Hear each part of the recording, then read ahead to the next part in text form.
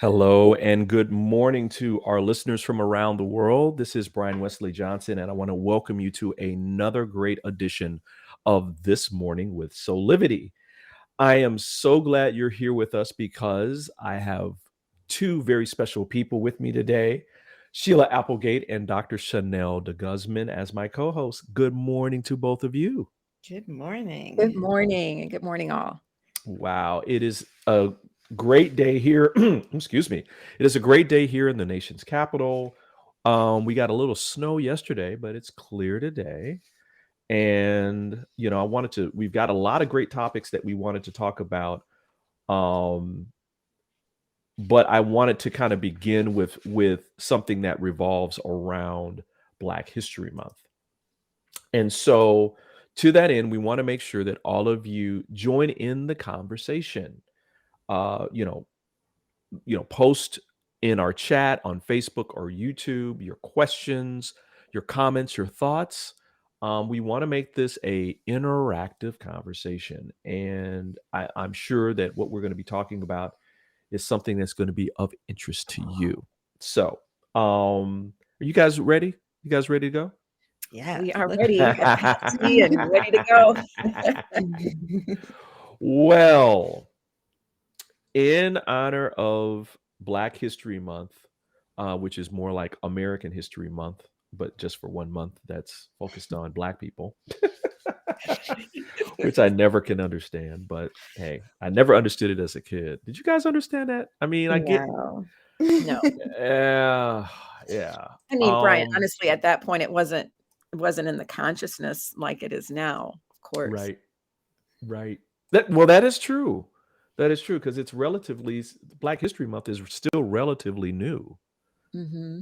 Um, but anyway, in the ongoing saga down in the Panhandle state of Florida, um, and I'm just gonna say this really pissed me off. I really had to like go and center and meditate after this. Wow. Um, I'm sure we've kind of talked about this before the show, but I just want to let our viewers know.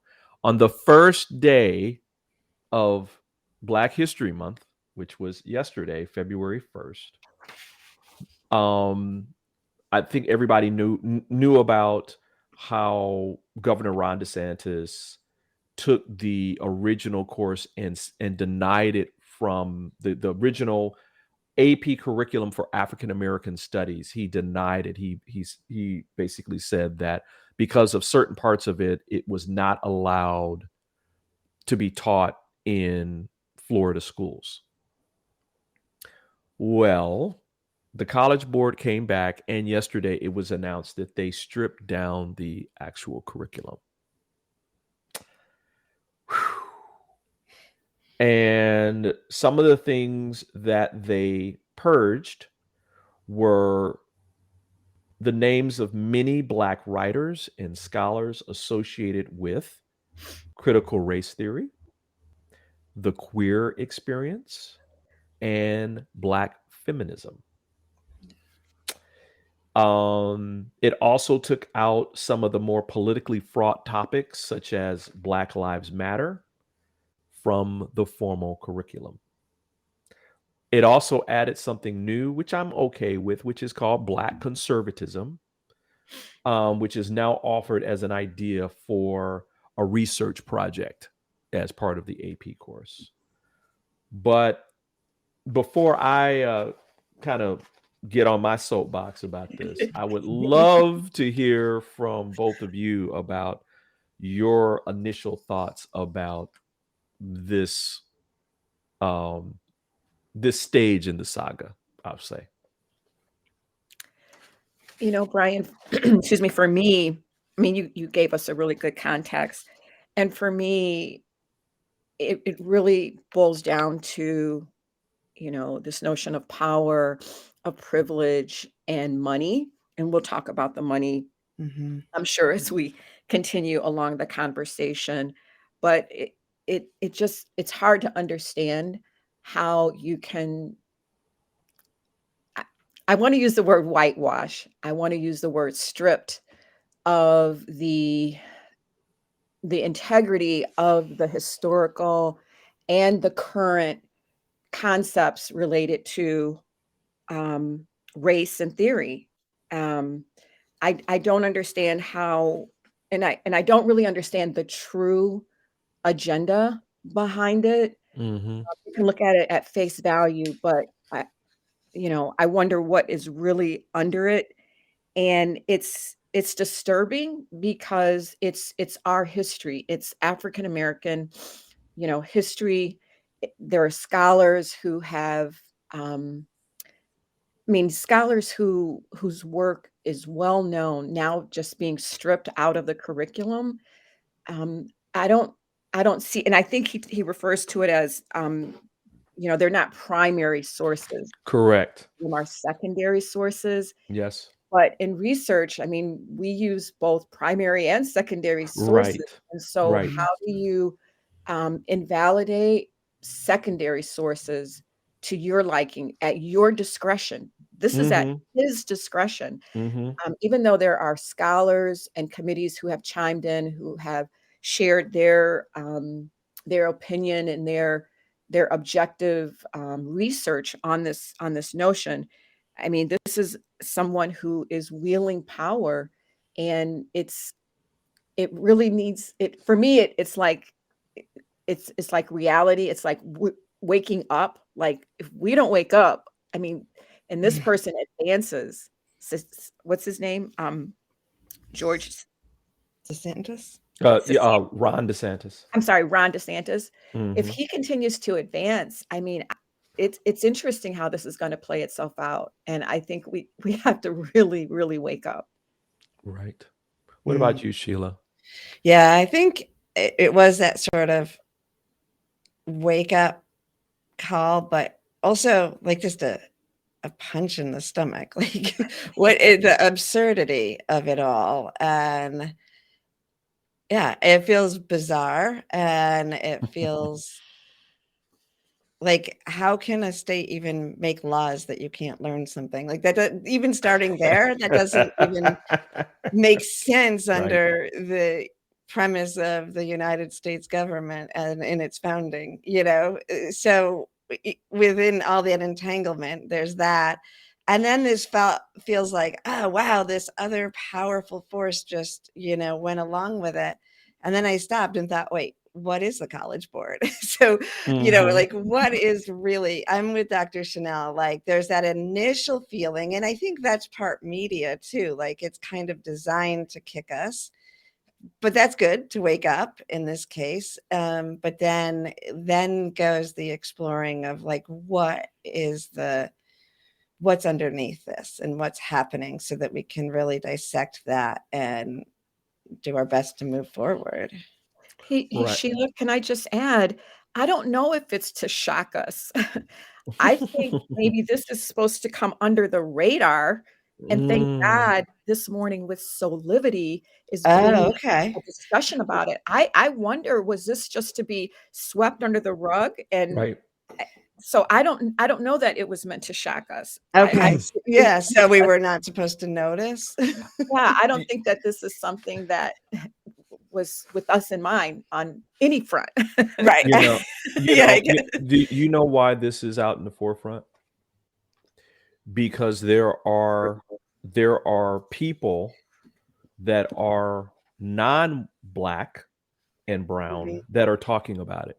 Mm-hmm. I saw a report yesterday where a young white girl, high school student, was talking about the importance of learning history and culture of all Americans. Mm-hmm. And that one of the topics that she believed was that there wasn't a lot of knowledge about was African American studies, that she wants to know. She wants to know more about it, and that there was nowhere for her to go. Mm-hmm. Let me put a little bit more meat on what the College Board, the revision, what it meant. So this is a report from the New York Times, everyone. In its revised 234-page curriculum framework, the content on Africa, slavery, Reconstruction, and the civil rights movement remains largely the same. But the study of contemporary topics, including Black Lives Matter, incarceration, queer life, and the debate over reparations, is downgraded. The subjects are no longer part of the exam and are simply offered in a list of options for a required research project. Some of the expunged writers include Kimberly Crenshaw, a law professor at Columbia, which touts her work as foundational in critical race theory. Roderick Ferguson, the Yale professor who has written about queer social movements. And Ta-Nehisi Coates, which is just so bizarre to me. Ta-Nehisi Coates got expunged. The author who has made the case for reparations for slavery. Gone too is Bell Hooks, the writer who shaped discussions about race, feminism, and class. And just so that people know who the College Board is, they're a nonprofit. And in 2019, they took in more than $1 billion in program service revenue. And almost half of it, 490 million, came from AP and instruction. Right. So I can only think that the College Board decided to make an economic decision here Right. and said Florida's a big state. That's a lot of revenue. So we're going to water down what was put in place over many years. I'm just want to let people know this AP program wasn't just concocted, right? It wasn't just something that just popped up. It was something that was designed over many years and in consult with hundreds of researchers and authors and scholars. One of the people who praised it was Dr. Henry Louis Gates Jr. You know him from TV shows like Finding Your Roots. He's done many series on Black in like America, Black in Latin America. I mean, he's a foremost leader on this stuff, and he applauded the program. So you have to ask yourself, well, why did they expunge these important parts of Black history? That is where I went to like, okay, who is this College Board? Like, because at first I felt like, oh my gosh, they have power over us, which they do. But then I was like, who are they? Like, I'm about to give my power over to this people that I don't even know. And when I researched it, it's been around since 1899 it originally was a way of kind of expanding access to higher education. But there's been criticism about it going back into the 20s about them not being accessible. And so it promotes itself as trying to help more people have access, but they're in charge of SAT, like all this, the testing that is, in my opinion, ruined our schools. Like we've gotten so into testing and away from teaching, and these are the people, So when we look at it that way, it's like, well, yeah, it's money. This is why they're doing it. Exactly what you said. Absolutely, Sheila. I mean, like Brian is saying, I mean, to me, when I was raising the question, and I would love, if any people in our listening audience will chime in, but, trying to find the hidden agenda or the agenda, part of that is clearly this, $500,000 or $490 million that comes from AP and instruction. Right. That influenced, I would imagine, the College Board's decision to strip down the AP curriculum for African American studies. And to keep that revenue flow, if they had to, I'll use the word again, whitewash the curriculum to placate the governor and his agenda, then, that's what they did. And this is a body. I would love to know the composition of this body. I didn't look up the composition of the body, knowing that it's a nonprofit, but this is an economic decision, and those who have the money want to keep their money. And if you have to go to bed with those in power that could affect your revenue sources, then sometimes you will do and make decisions that are favorable to economic outcomes in your favor. And Yeah. this is partly what this is showing us, that Right. money does speak loudly and Right. wields power. Right. Yeah. I have a well, I don't know if we have to go to break, but I do have a statistic on like where their money went, which is really Wow. interesting. Okay, Yeah. while we hold it right there, we'll take a quick break and we'll come back to this important topic on African American studies that's happening down in Florida. We're going to take a quick break, everybody. We'll be back in about 60 seconds. Have you ever asked the question, if I was to be anything, what would I be? Regardless of money, regardless of status, beyond popularity and fame. Living your passion, feeling your life has purpose.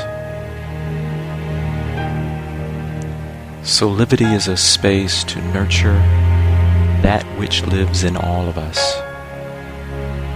A place where work can become play,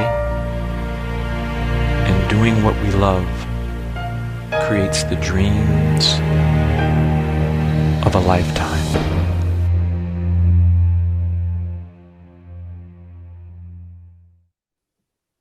And good morning and welcome back to This Morning with Soulivity. We're talking about the African American Studies AP course down in Florida that was originally banned by Governor Ron DeSantis. And now the College Board has come back and revised it. And we're having a discussion about the revision and the things that they have taken out and how we feel about that. And so, Sheila, you had some important information to share about the College Board itself.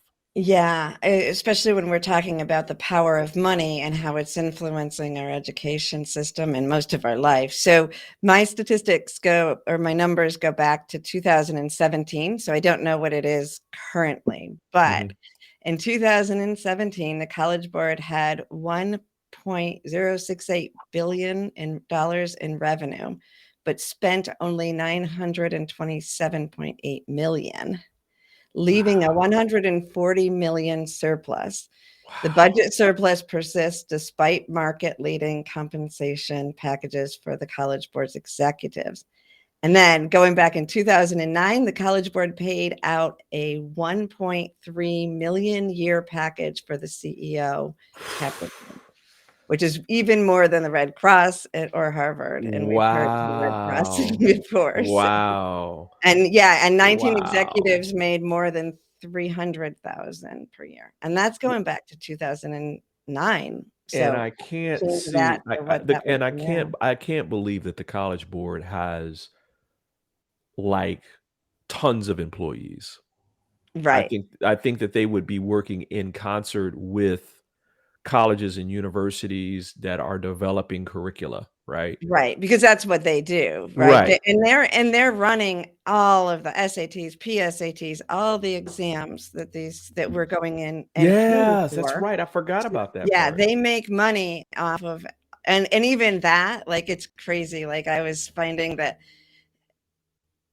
like, they don't even have those exams down. Like, they found out through a study that if you write a longer essay on an SAT, Mhm. you will get a higher score, even if the facts are wrong in it. Interesting. Yeah. What do you think about that, Dr. Chanel? I mean, this is in part in your wheelhouse around critical thinking,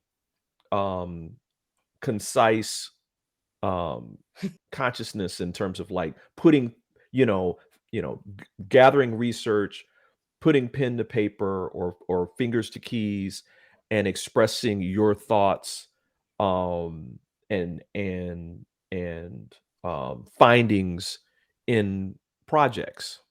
So what do you think about all of this? Well, what Sheila just said, about the SAT and the amount of revenue that it generates. I mean, when you think about standardization, you're thinking about a body of people, and let's just call them white men Okay. initially, who set a standard and who determine the criteria for which every student, more or less in America has to take, before the pandemic, had to take so that they could go to college. Hmm. And and you just again, you think about how certain people get in position to make decisions and set criteria, and then the rest of the populace has to follow along. So whether it's a short essay or a long essay, Sheila, and I can see, how a longer essay might gender more points.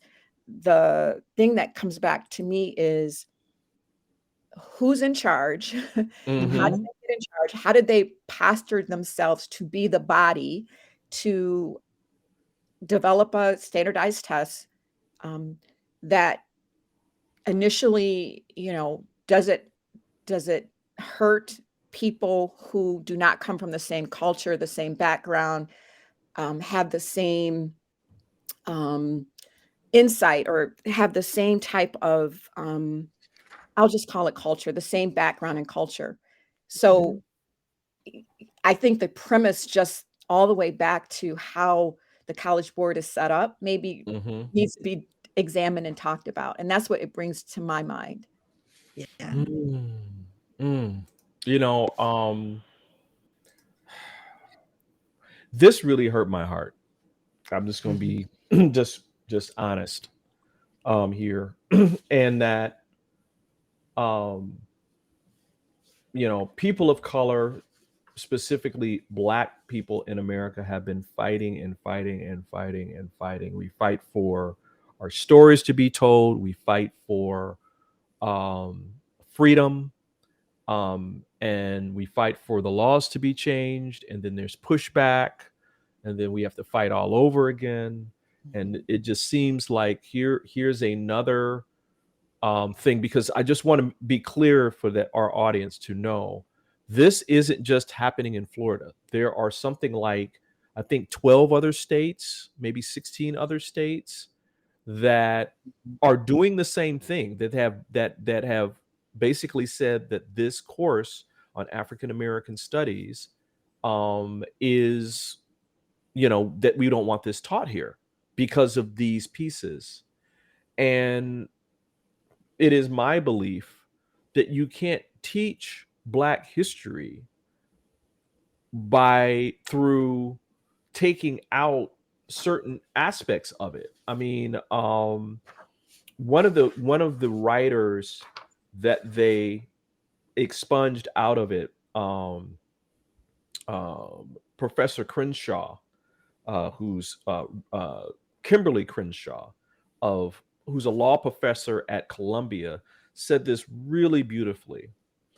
Um, she said the AP course is it is corrective, it is an intervention, it is an expansion, and for it to be true to the mission of telling true history, it cannot exclude intersectionality, it cannot exclude critical thinking about race.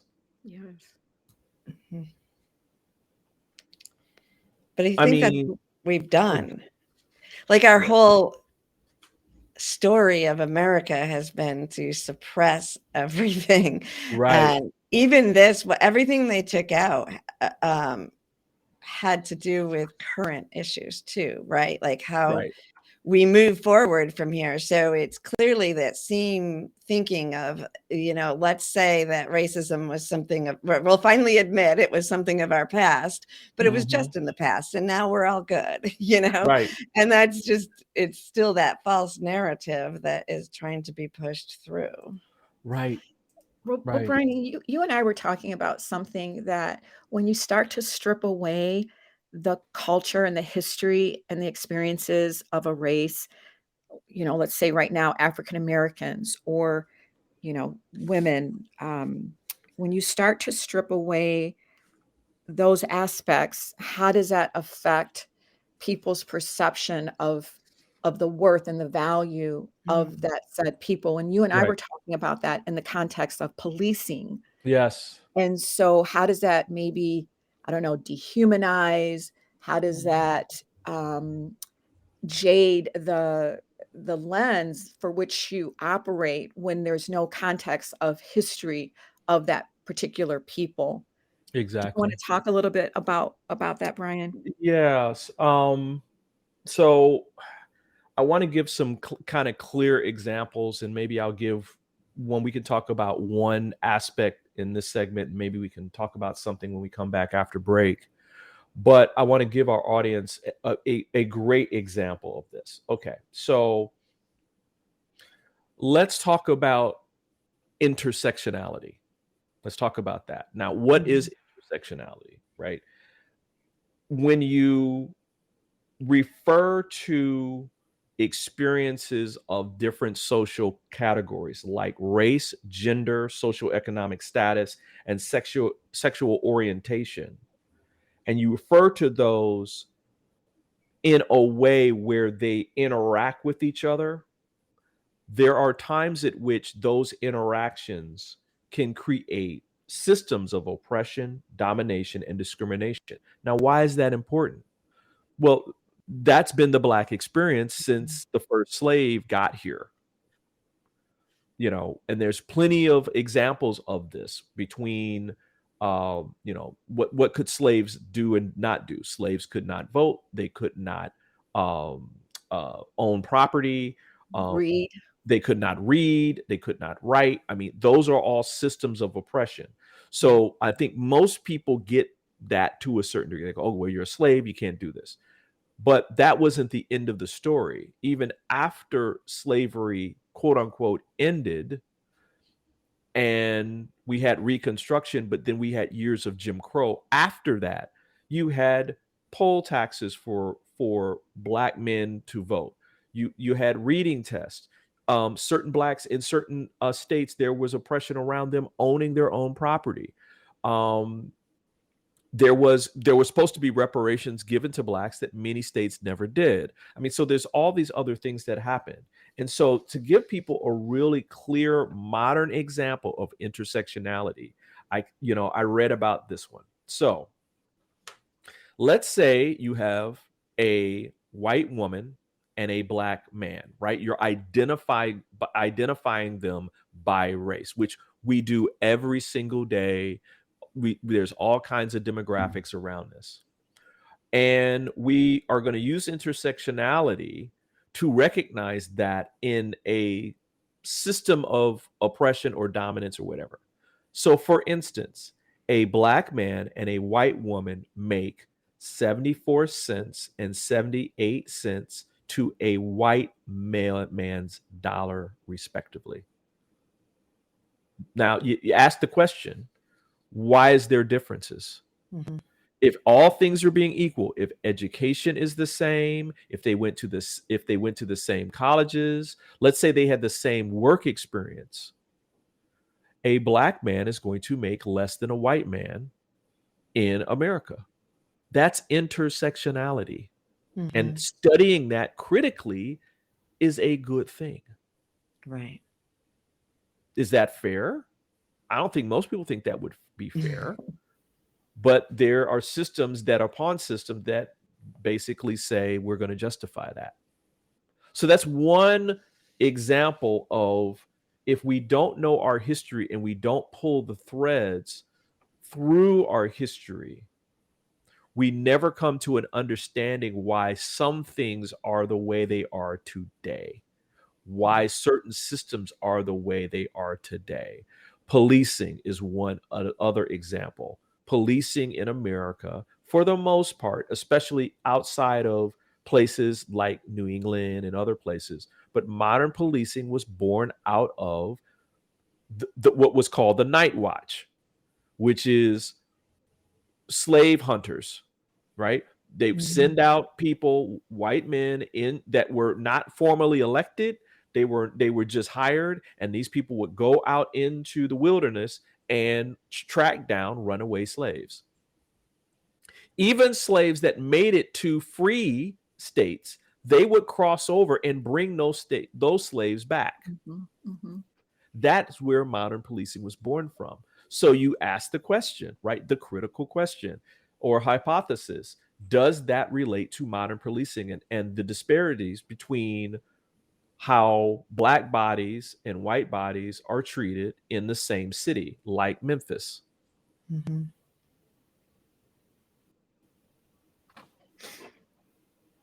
And so Yeah, I'll absolutely. leave it there for right now, and then we'll go into some other things. Any other thoughts? I mean, that you guys, I mean, before we go to break here.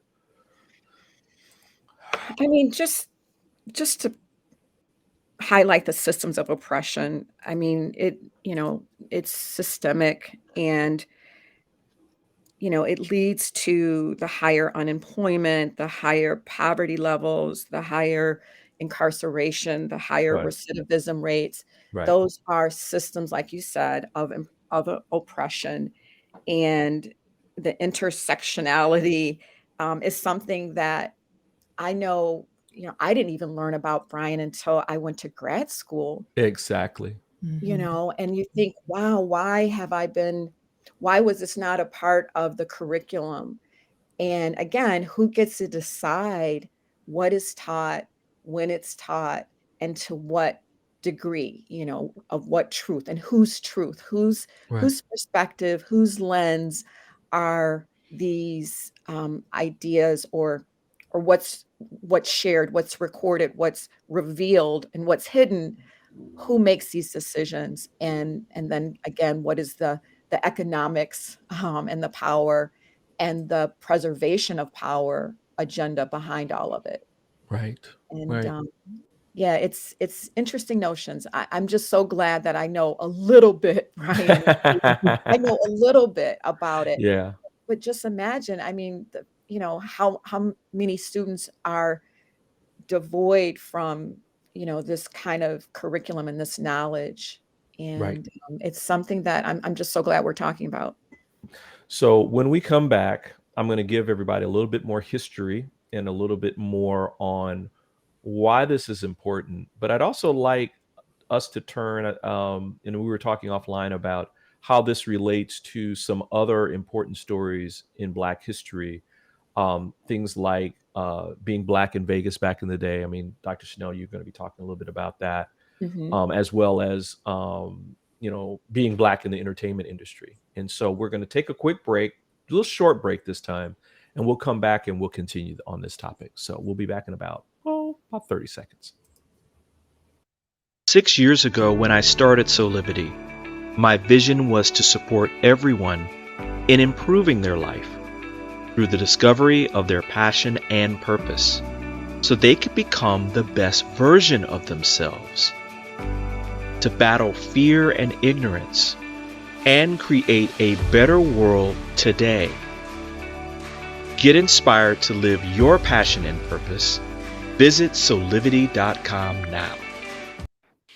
And we're back with more this morning with Soulivity, and we are talking about African American studies in Florida. The latest news around the AP course being revised by the College Board. We do not know if it's going to be accepted yet by Governor DeSantis.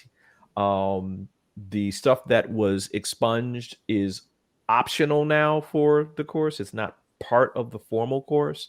And so that's no guarantee that this is going to be it's going to be accepted. But we're talking about it, and we want to know what you feel about it as well. One of the subject areas that they expunged out of the AP course was I mean, out of the formal course where they made it optional, was Black feminism.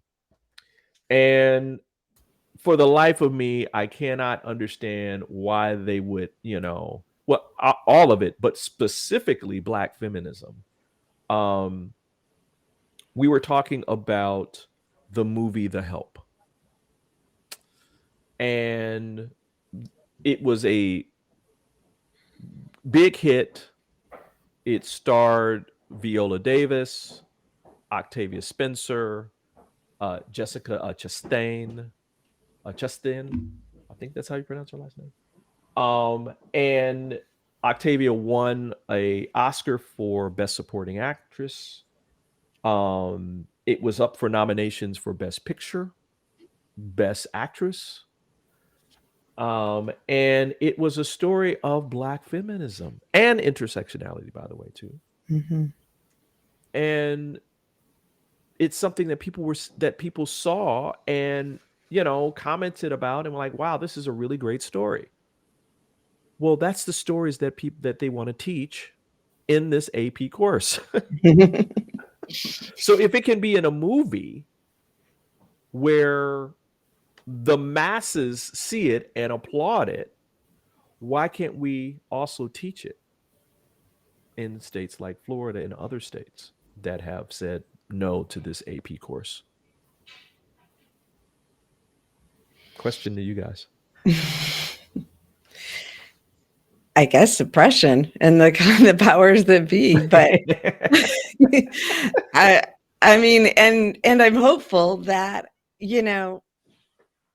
I think that the education system has for a long time had the illusion of being a powerful and a very important system that creates people with consciousness, and that's not a truth. So we're peeling back what's really there. It's really designed to keep people in their place, and entertainment is a leading force. And so when we receive these, and when we receive them through fiction, I think sometimes people are able to integrate it more without their defenses up. But we can move forward even when the powers that be are trying to hold us down. Yeah. As a Black woman, Dr. Chanel, how do you feel about this specific thing? Well, I think what Sheila's saying too, it's a suppression.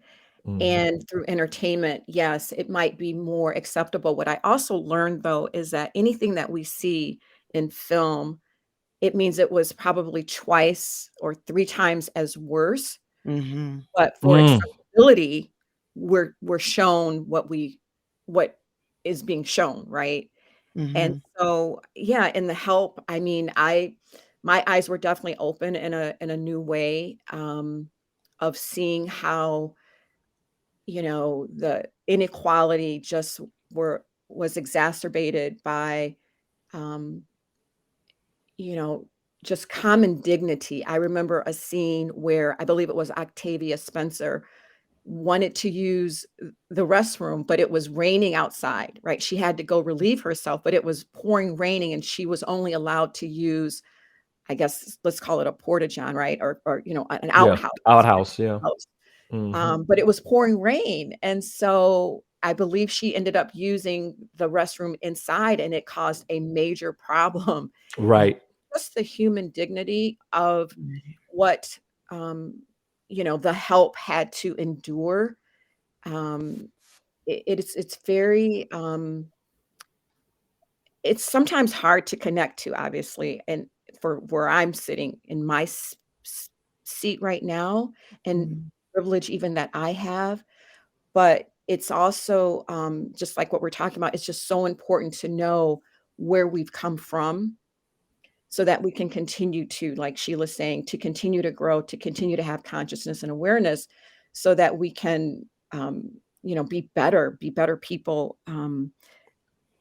I think it's just amazing to me how, more people, and why this is even being censored. I guess it just goes back to the same thing. Right. More people need to see and learn about our history so that we can know going forward, what those effects are and how it continues to affect, the way that certain people are treated in our society. Right. Just really quickly, and before we turn to another related topic, I just want to give our audience just some quick historical facts that go along with why, answering the why would a advanced placement test. Remember these courses are for advanced students in high school that will translate to college credit. So these are basically college level courses for high school students, okay? And why things like the black gay like being black and gay, but we talked about black feminism and intersectionality, why these things are important. So I'm going to give you two specific stories of blacks that meet this criteria and why it relates to today. So I'm going to first talk about the black and gay civil rights activist Bayard Rustin.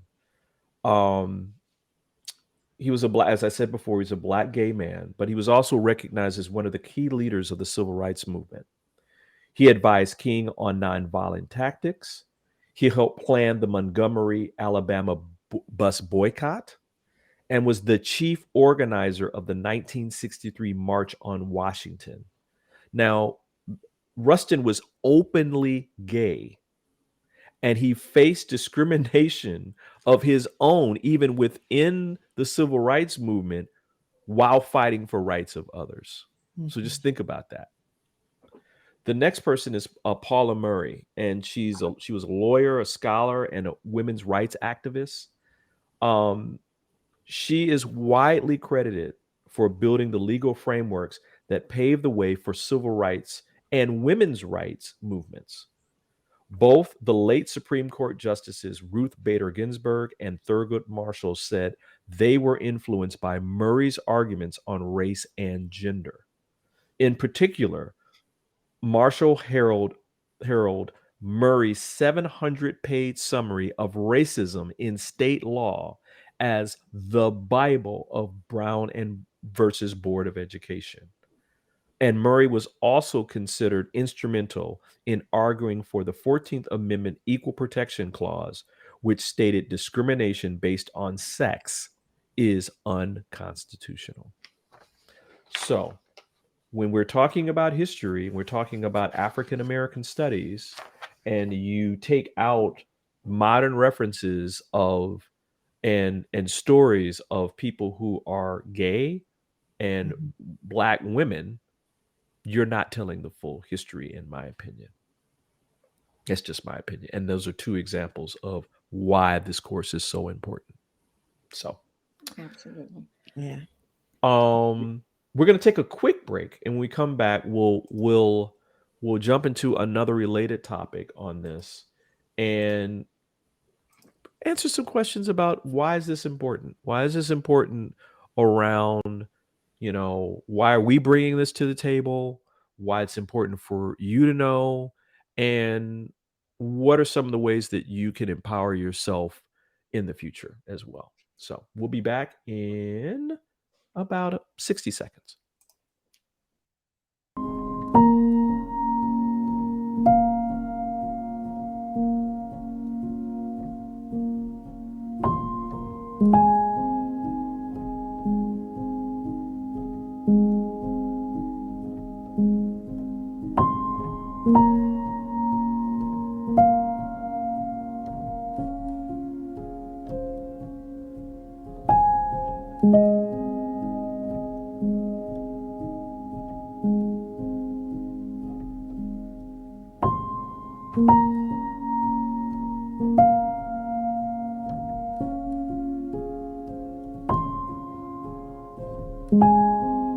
You can find all the Satonic products at our Go shop on Soulivity at go.soulivity.com now.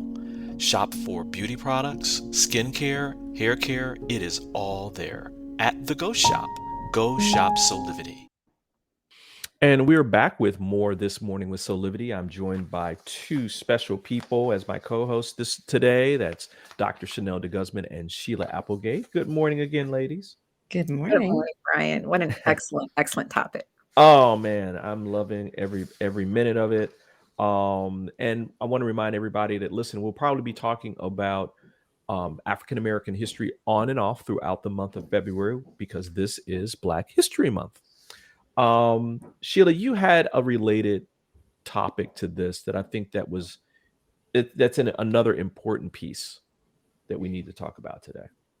Well, I think it's just kind of a springboard off of what you were just saying, that people are accessing this information. And like you said, Dr. Chanel, it's not the fullness of it, but we're able to receive it. And I'm seeing more and more of these intersections in our television shows and movies that are coming out. And even looking back, like they redid A League of Their Own, and that addresses some of those so I've been noticing lately some shows that are kind of remaking from the past, movies and shows, and they're now incorporating in a natural way just human beings who are living their life with different intersections, as we've talked about. And I think that makes it become more normal. And so that's hope to me. What are your thoughts and feelings this morning, Dr. Chanel? Well, Brian, I guess for me, I'm born and raised in Ann Arbor, Michigan. And I went to a school called Huron High, and I didn't learn anything about race, in my opinion. Yeah. I didn't learn anything that I can recall about African American history that stayed with me, right? Right. I Right.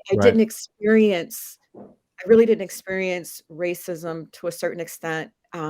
Again, that I was conscious about. I was a teacher favorite. I sat in the front of the class. I did my work. I didn't. It kind of just makes me feel like, I'm really feel like I'm still playing catch up. And again, like Right. I said, I learned a lot about feminism, about Black feminism, about intersectionality in graduate school. Now I'm well into my adulthood. And even last night, and I'll just transition slightly to talk about Black in Vegas. I watched a show, if you all watched on ABC, it's part of the Soul of a Nation series, and it's called Black in Vegas.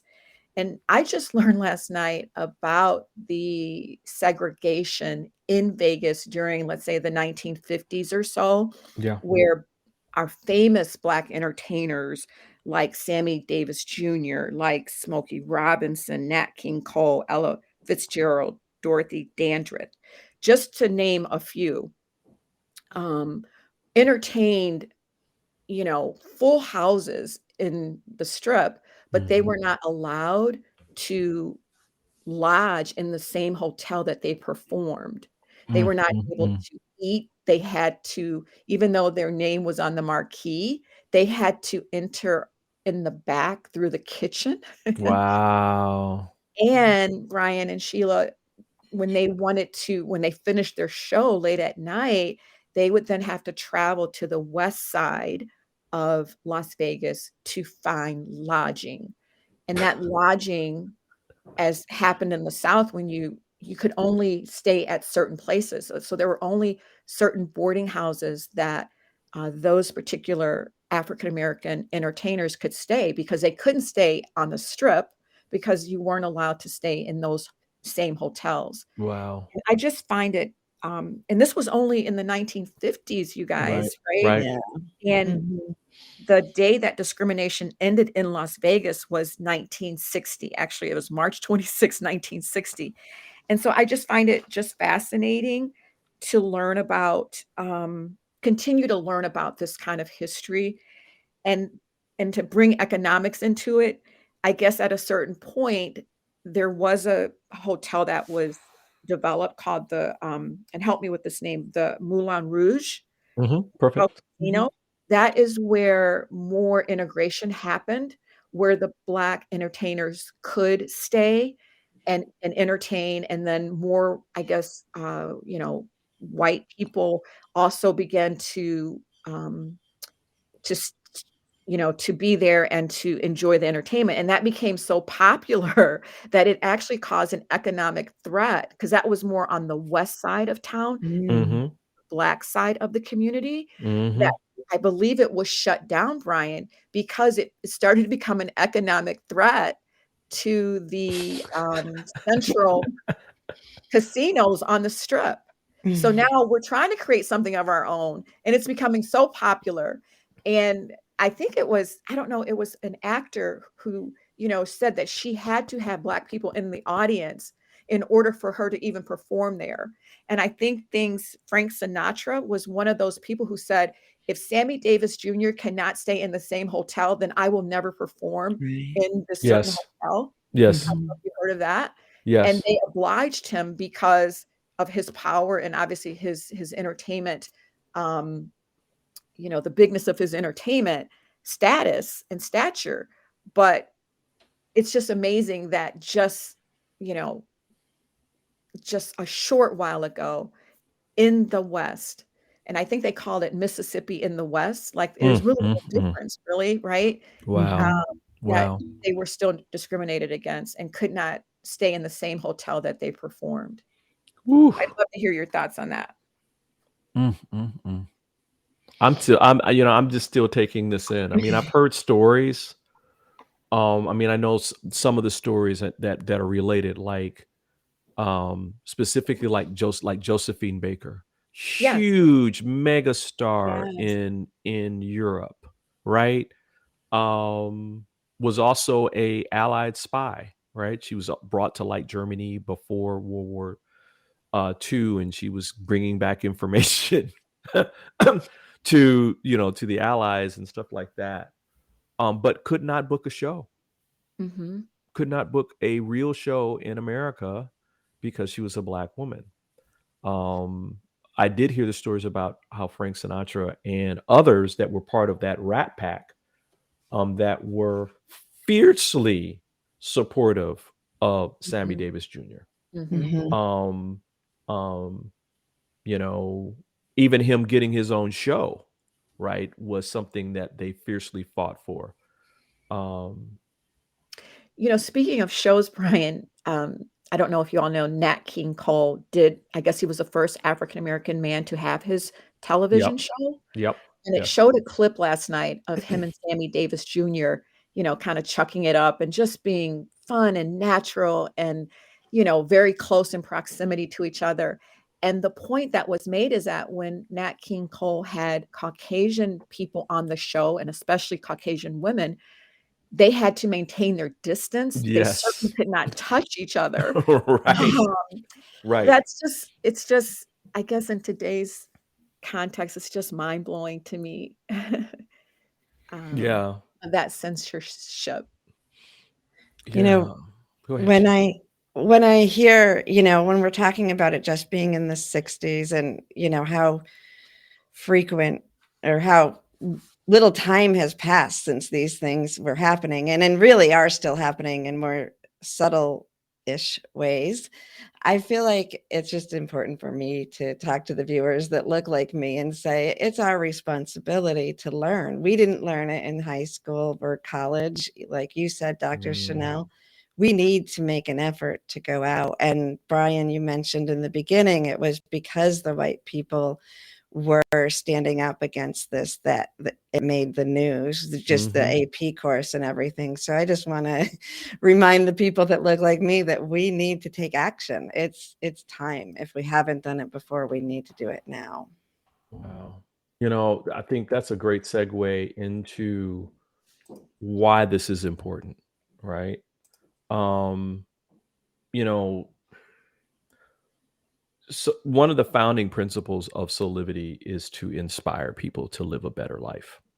And you can go out and get information about, wellness and meditation and, spirituality and all these important aspects. But there's two additional aspects that Soulivity is about, and that's always been about battling fear and ignorance.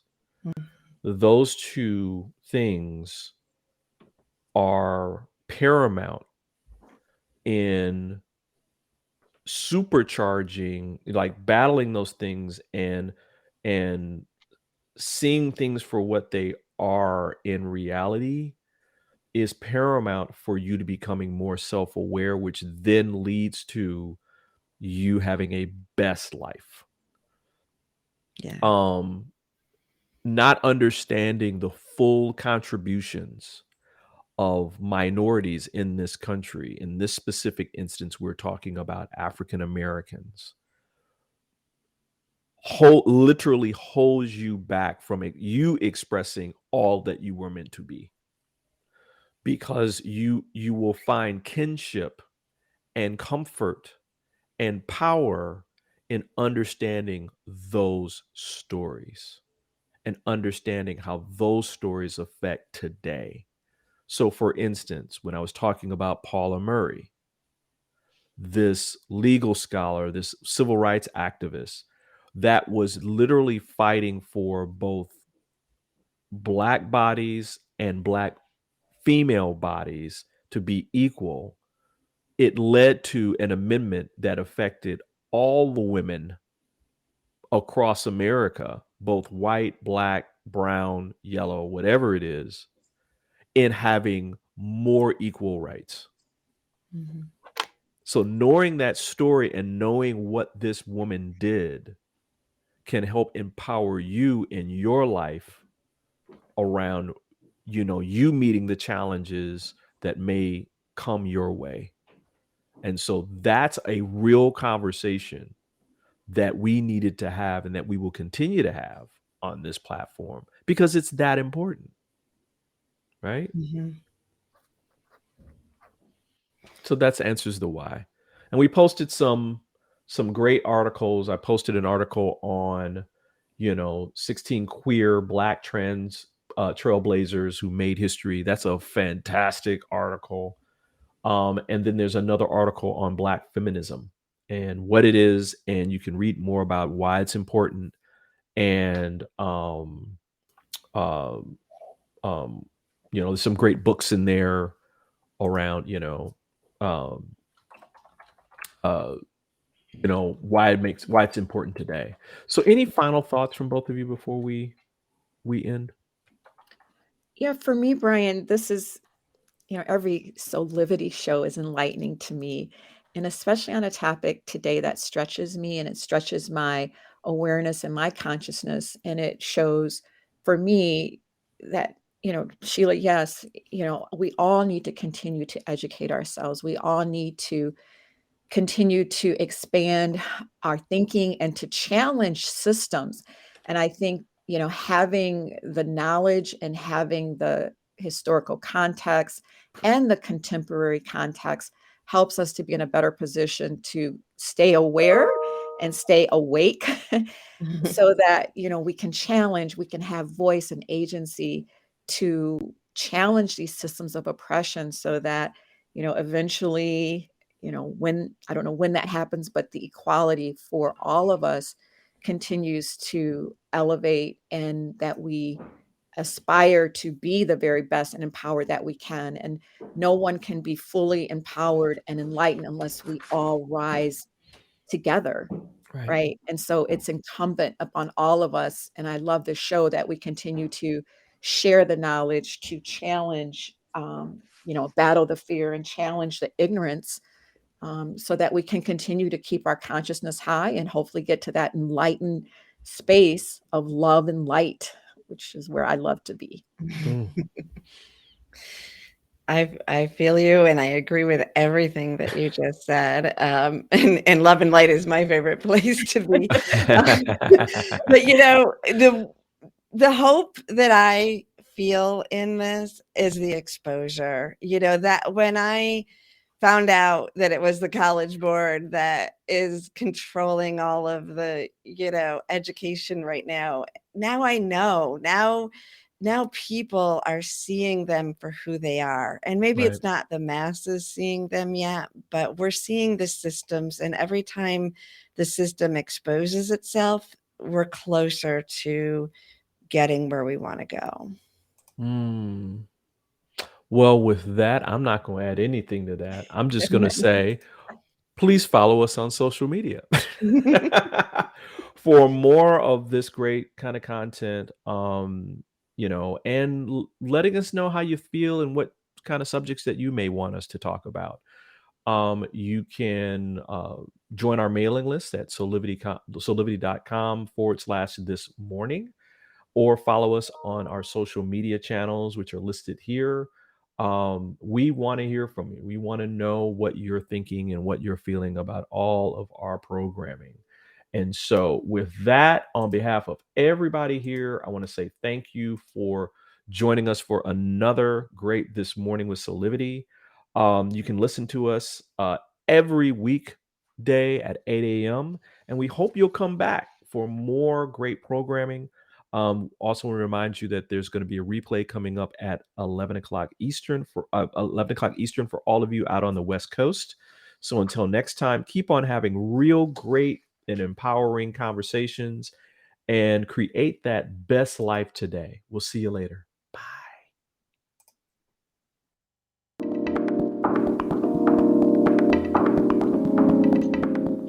This work is subject to copyright owned by Affinity Global LLC.